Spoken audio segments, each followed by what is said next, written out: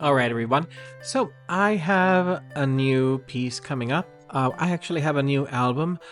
Check that. I'm working on 3 albums at this point. I have the Uses of Enchantment, which will most likely be the next album. Then I have the Avalon Suite for organ that will launch. And then finally, the Book of Tangles, the orchestral suite version. But I wanted to show you the piece I just finished, which will be the opening track for the Uses of Enchantment. Now, the Uses of Enchantment is a title that comes from a book written in 1976 by Bruno Bettelheim, in which the author analyzes fairy tales in terms of psychoanalysis. Now, the interesting thing is that this book was the inspiration for Stephen Sondheim's Into the Woods. And, well, the notion of storytelling and tales and fairy tales is something that I'm always very interested in. So I wanted to write a book. I wanted to write an album that was even more focused around that than Small Wonders and Secret Sorrows. And the first piece, although it bears the title The Uses of Enchantment, is inspired by 4 lines of one of my favorite J.R.R. Tolkien poems. Now, this poem is called Mythopoeia, which means myth-making. And this poem was actually written by Tolkien after a discussion on the 19th of September of 1931. This discussion took place at the Magdalen College with C.S. Lewis and Hugo Dyson.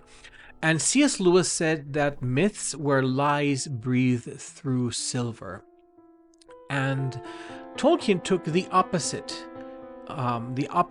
opinion, and he wrote this poem to defend creative myth-making.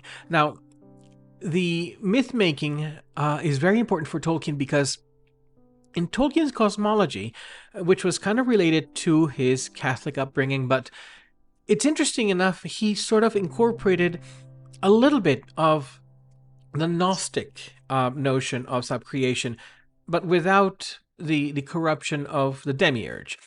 Tolkien believed that the act of artistic creation was something that he called the sub-creation, in which the human mind, through the powers of art and music and creativity, sort of enhanced the world around us.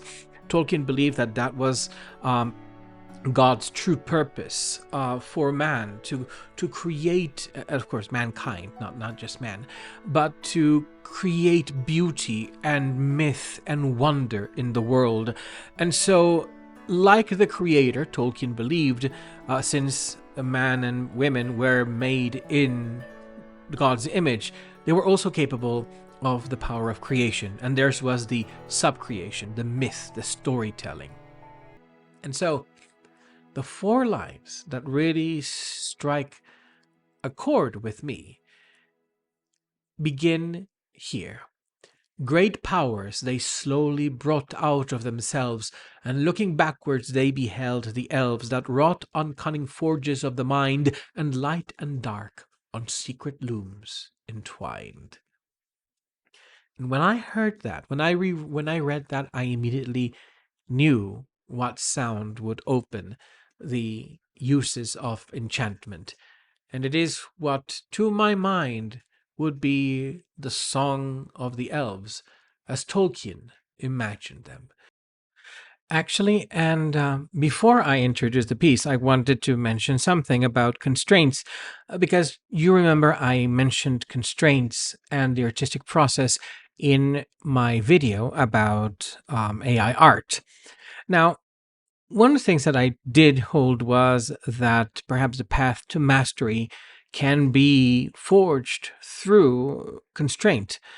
Because think about, for example, the soundtracks that you hear in, say, the NES and Super NES era of JRPG. Let's look at the music of Nobuo Uematsu, for example.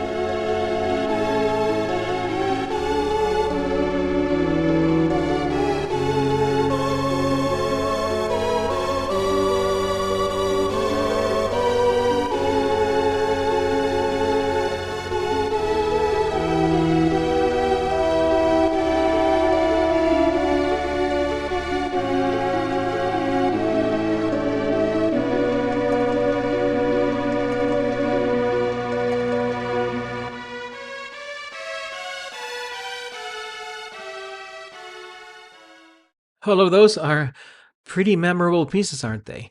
Well, think about it. Nobuo Uematsu from the NES and the Super NES era, he had to work with very, very limited resources. Those sound chips could only produce so many sounds at once. He didn't have the orchestral scores and the orchestral capacity that later composers for later games were able to have.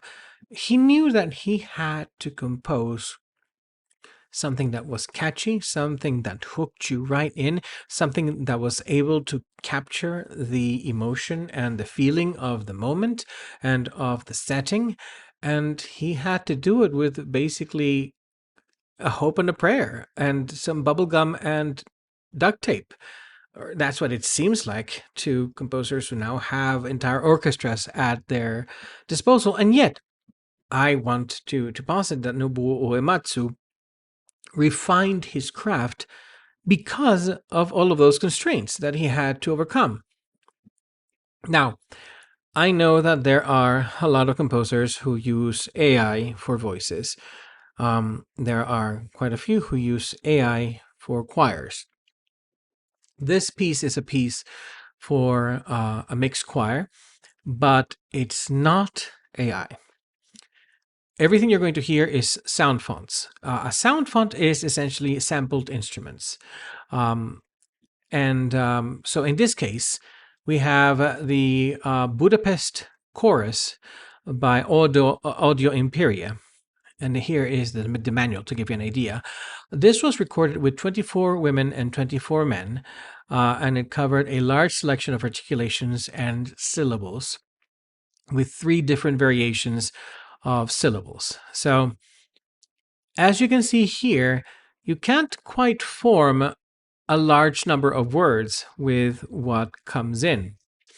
If I ever do have a choir that sings words, I will either compose it as a full male choir, like I did with The Missing All, and record all the parts myself, or save up to hire female soloists to also do the parts.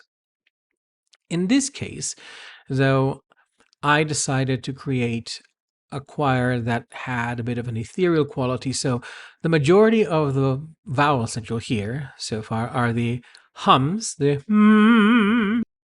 There is a section where the choir does use words, but those words are nonsense. I went for the syllables that I thought would sound like the choir is speaking a language, potentially Elvish, Quenya or Sindarin, but not really, just to give the impression of something mystical being uttered that the listener doesn't quite have access to understand.